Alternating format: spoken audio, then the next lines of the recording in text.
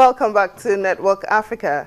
We're still talking Africa, and many Kenyan athletes have been reacting to Russia's alleged systematic doping scandal and the country's suspension from international track and field competitions following an explosive report by the World Anti-Doping Agency.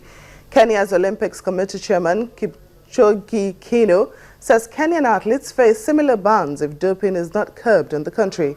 In Kenya's running heartlands, a spate of failed drug tests has sparked fears that the East African nation cannot be the next country after Russia to be suspended from World Athletics over doping violations threatening the region's popular sport.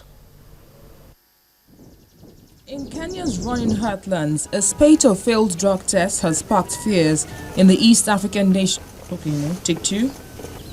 In Kenya's running heartlands, a spate of failed drug tests has sparked fears the East African nation could be the next country after Russia to be suspended from World Athletics over doping violations.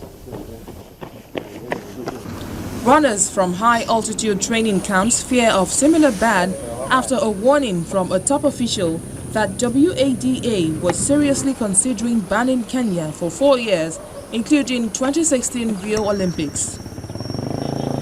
The threat has fueled anxiety in a region where children still trek to school barefoot, and most hotels, large houses and flashy German cars belong to athletes who use running as a road out of poverty.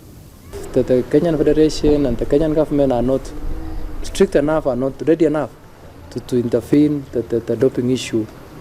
I think if IWF and will really take an action, if IOC will take an action and maybe ban Kenya, I think it will be so unfortunate to Kenya and to athletes.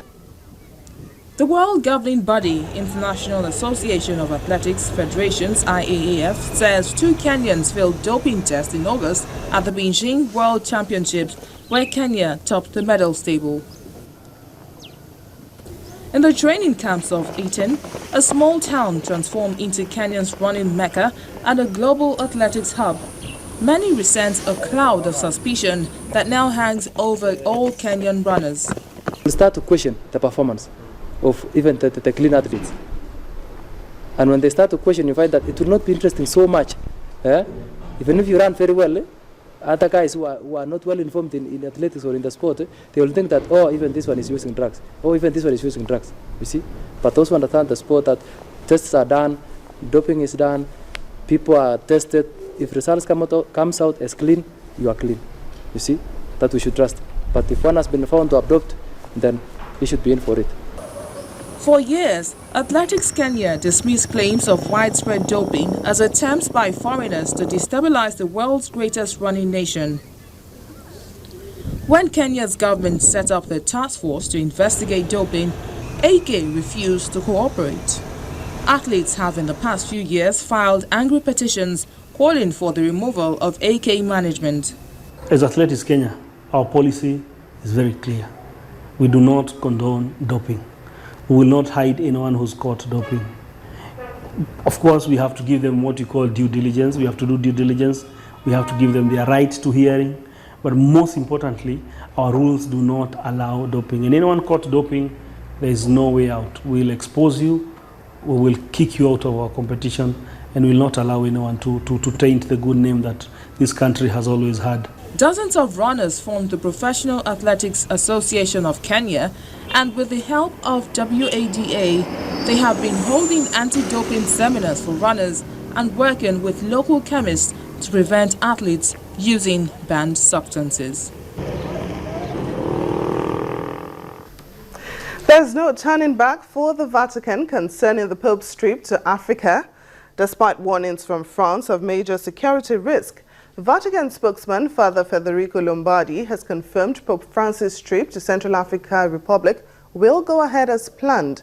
The Pope's visit to Africa is scheduled to start on November the 28th. Meanwhile, Catholics in East Africa are gearing up for the Pope's visit next week. Pope Francis is making his first trip to Africa since becoming the Pope. The Pope is visiting Africa, and these tailors are busy taking measurements and making cuts to fabric ahead of his visit at a workshop in St. Joseph the Worker Parish in Nairobi. The tailors are making special robes that will be worn by Pope Francis and other bishops during his visit to the country on November 25. The parish is located in Kangemi, a low-income area on the outskirts of the city, and will have the rare privilege of hosting Pope Francis during his 3-day visit to Kenya. Drawing inspiration from African cultural designs, the Catholic Church leadership commissioned the parish to tailor 60 bishop chasubles, 604 albs, and 2,004 stoles, most of which have been completed. This time round, because the visitors are coming to Africa, that's why we chose the one with the African touch. So we were to find a kitenge that symbolizes mostly the Maasai women with the beads, the necklaces that they put.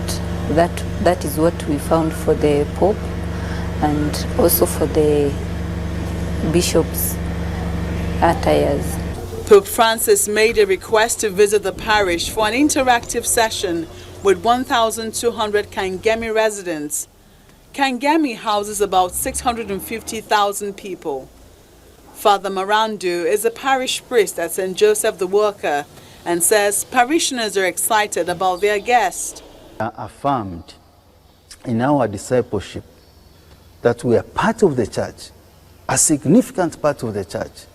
So significant that the Pope pays us a visit without caring what type of road we have, venue we have, and so on. That is something indeed. This trip will be Pope Francis's first to Africa. The last papal visit to Kenya was made by Pope John Paul II in 1995, an occasion that drew huge crowds who came to hear him speak his message of unity of the family and encouragement to the youth. Pope Francis has been deemed by the media as less conservative compared to his predecessors. He has stressed since his election that the 1.2 billion member Catholic Church should be open to change, side with the poor, and rid itself of the pomp and stuffiness that has alienated so many Catholics. Across the border in Uganda, Catholics are also gearing up for the papal trip. During his visit, Pope Francis will spend time at a home for the disabled in Nalukolongo, a suburb in the capital, Kampala. Many here will be expecting him to touch on issues that promote church values to counter challenges faced by Africans on the continent today. Still to come on Network Africa, Africa Tech Innovator creates alternative social networking app for chatting and messaging. Find out how Waiting Day works after the break.